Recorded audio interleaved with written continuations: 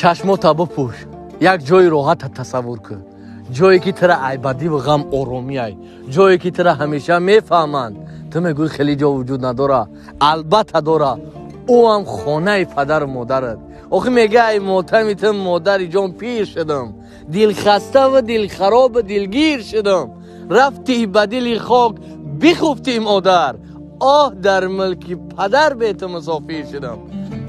تا زنده قدرش بدونین میدونی تمام رنج غم دنیا را برکشیدم ارزشی به مادری نشد میگم مادر قدری ته دنیا باشه صدمه وفا در دل ته جا باشه هر کس که به قدر شیر پاکت نرسد والله به خدا خاری دنیا باشه من میگم با سلامتی مادر قربان وجودت که وجودم زی وجودت به وجود آمده است آخه میگه آدم ندیده عاشق دلبر نمیشود کشتی بدون آب شناور نمیشود دلبر هزار لیک در این میان دلبران